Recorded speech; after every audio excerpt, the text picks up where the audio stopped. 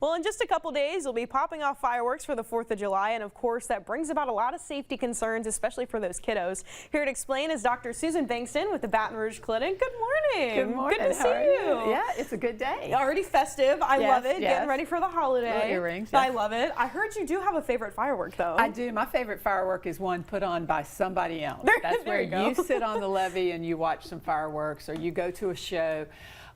You know, they call them fireworks for a reason. It's fire. Why have we ever said, go play with fire, young man? That's a good point. We just don't do that. So if you're going to do it, though, and let's be honest, there's going to be a lot of people that do, let's go over some safety issues. One, if you're the adult that is going to be lighting the fireworks, you want to have a bucket of water, because sometimes you're going to have some duds, and all duds after about 10 to 15 minutes of being on the ground need to be soaked in water.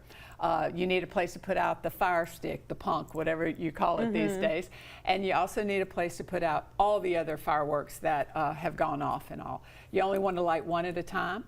You want to wear safety goggles. You want your eyes to be protected. And also, you want to have distance. If it's a ground thing, like a big floral, they call them fountains, I think, you want to be at least 35 feet away from those, and 150 feet away from where the object's going to land, basically, if it's an aerial one. So just a few safety tips. Yeah, absolutely. And I heard you mention, only the adults should set those off. It's a little better, but sometimes the kiddos especially like to play with those sparklers and things like that. Anything safety-wise for those? Yeah, it's so funny, because sparklers was one of my most favorite things as a kid. Fun, and I would have two going at a time, and I'm pretty good with my fingers. I could have held 4 at a time. Right, and run around. Yeah, the whole exactly. thing. But let's talk about it. Do you know that they get up to 2,000 degrees Fahrenheit? No way. I mean, I burned my fingers in the oven at 400. So let's be honest, it's not a safe thing for kids. Those flecks of sparks that come off that are so pretty land on their clothes. They can ignite their clothes. If they're doing it when they're in the swimsuit because they've been in the pool, guess what? A lot of skin exposure, a lot of place to burn.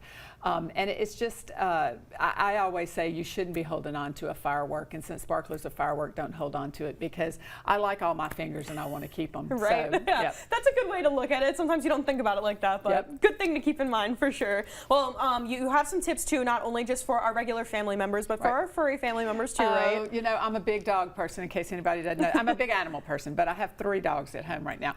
So here's the deal. A lot of them are afraid of them, and so there's ways you can put them in your house, turn the music on, that sort of thing, to try to help mitigate some of that noise. But a big one is they'll go, if you have a big yard dog, they will go and eat the duds or the leftover fireworks or the punks. Those are not healthy, you can only imagine. So be aware of all the furry friends, as well as the adults and children, to be safe when we're having a good 4th of July. Exactly, protecting the whole family. Make sure everyone has fun and they're safe doing it too. Well, Dr. Bankston, thanks so much for coming by. Always a good time. Always appreciate you and your tips.